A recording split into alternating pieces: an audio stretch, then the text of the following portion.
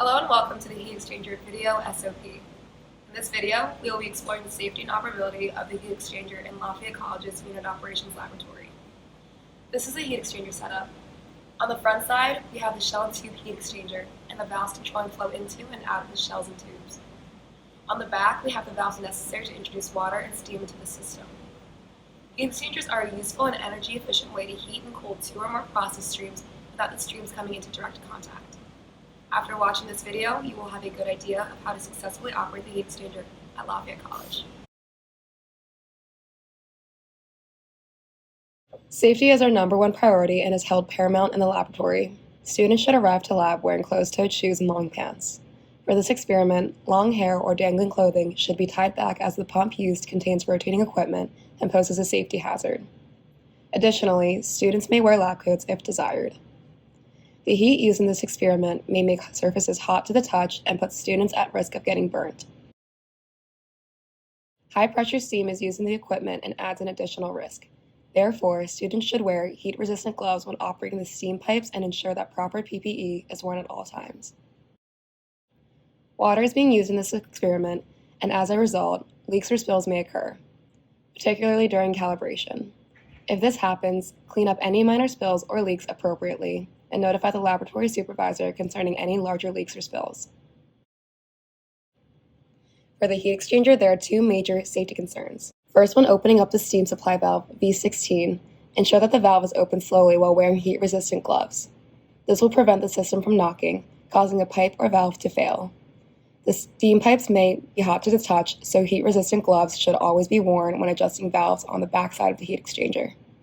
Secondly, ensure that all temperature readings in the system, such as the one shown here, stay below 80 degrees Celsius or 175 degrees Fahrenheit.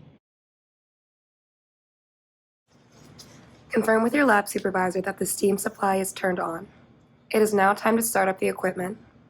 Now would be a great time to ensure that all proper PPE is in place. First, set TC1 to a value of 50. Close B2, B3, B7, and B11, located on the front of the setup.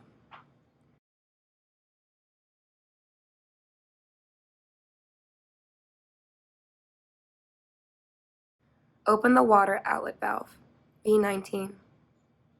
Open the city water inlet valves, B14 and B15.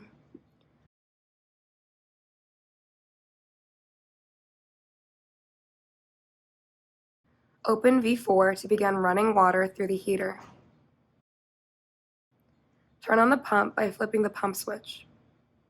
Wearing heat-resistant gloves, slowly open the high-pressure steam supply valve, V16, a few degrees every 10 seconds.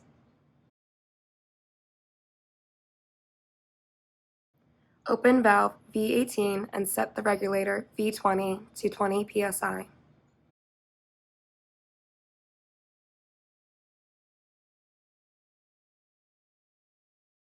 Turn on TT1 by flipping on the on switch. TT1 can measure the temperature at many different points throughout the system. TT1 has two modes, hold and scan. To read one temperature at a time, set TT1 to hold.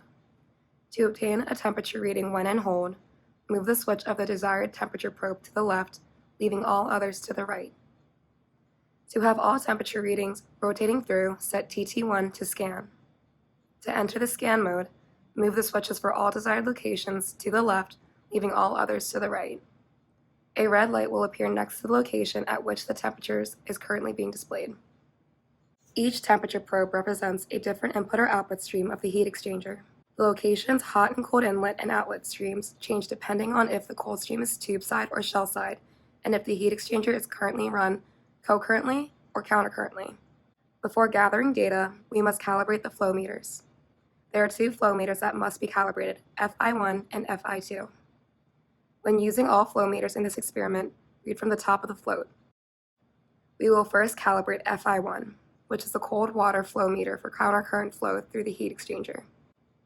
First, open V5 and V12 to the vertical position. This will direct the flow of water to the tube entrance. Then close V7. Ensure that the hose is attached to V11 is not tangled and placed into a bucket for collection of water. Open V1 and adjust FI1 to desired flow rate.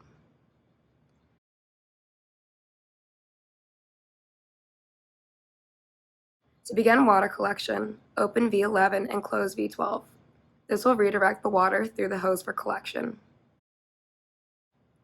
Next, tare the weight of one bucket on a scale while having an additional bucket ready as a waste bucket. Begin with the hose inside of a waste bucket until steady flow is achieved. One group member should hold the hose inside of the waste bucket while the water exits and move it into the collection bucket when the flow becomes steady. Once the hose is moved into the collection bucket, another group member will use a stopwatch to keep time.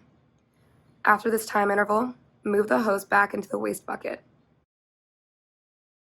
Weigh the mass of the water in the bucket. Calibrate FI2 using the bucket and stopwatch method in the same way as FI1. Ensure the steam is turned off by closing V16. V11 should also be closed, and V12 should be open. Adjust V4 to the desired set point in GPM.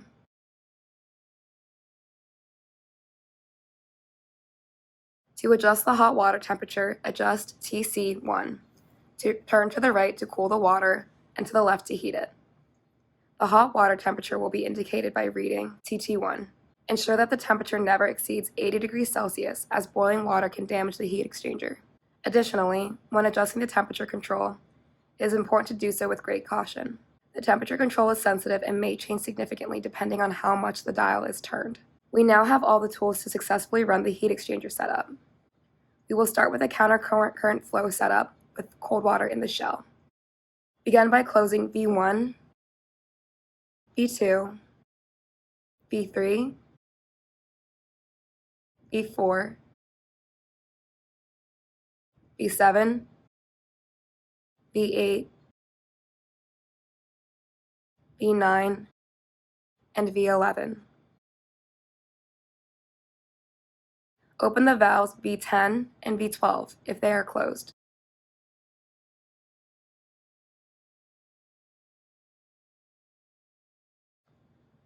Open valve 5 to the horizontal position to allow cold water into the shell of the heat exchanger.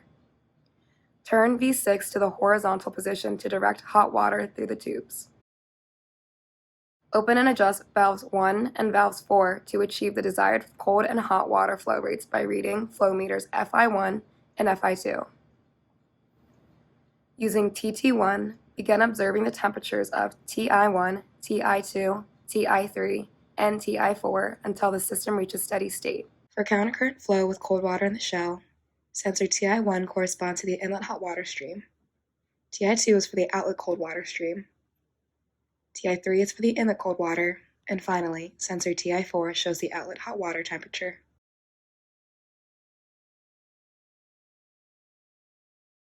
To run in countercurrent flow with cold water in the tubes, first ensure that valves V2, V7, V8, and V11 are closed. Open valves V10 and V12 if they are closed. Opens valve 5 to the vertical position to allow cold water in the tubes of the heat exchanger. Turn V6 to the vertical position to direct hot water through the shell. Open and adjust V1 and V4 to achieve the desired flow rates by reading flow meters FI1 and FI2. Using TT1, begin observing the temperatures of TI1, TI2, TI3, and TI4 until the system reaches steady state. For countercurrent flow with cold water in the tubes, sensor TI1 corresponds to the inlet cold water stream. TI2 is for the outlet hot water. TI3 is for the inlet hot water, and finally, sensor TI4 shows the outlet cold water temperature.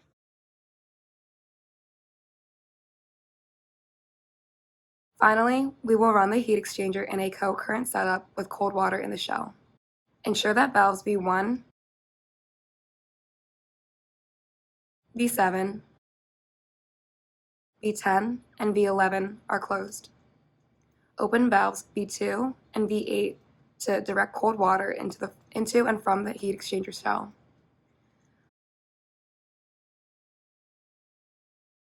Open V12 and turn V6 to the horizontal position to direct hot water through the shell.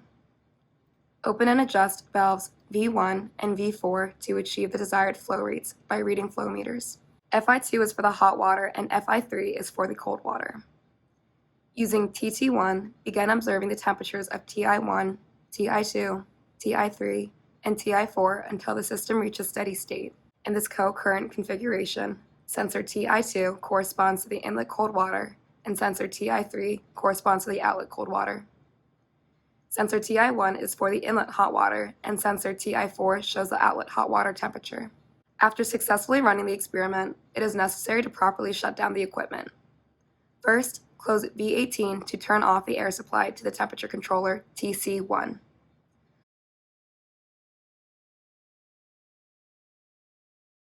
While wearing heat-resistant gloves, close the steam supply V16 and cold water supply V14.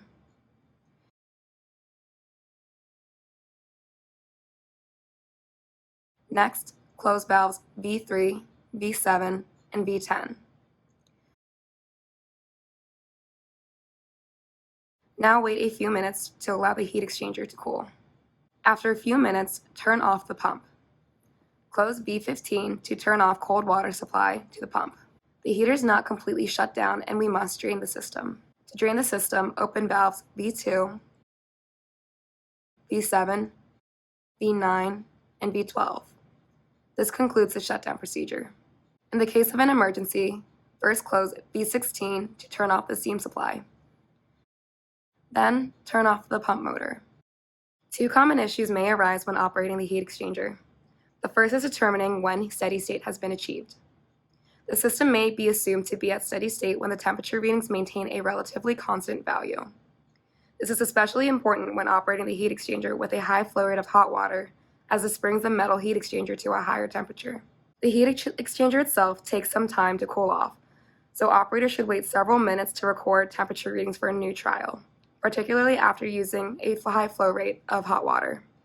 If an operator notices that there is no flow through the system, they should go through the following checklist to resolve this issue. 1. Ensure the water supply is on by checking that V14 is open. 2. Follow the path indicated by the arrows on the pipes to ensure that both streams have a way into and out of the system.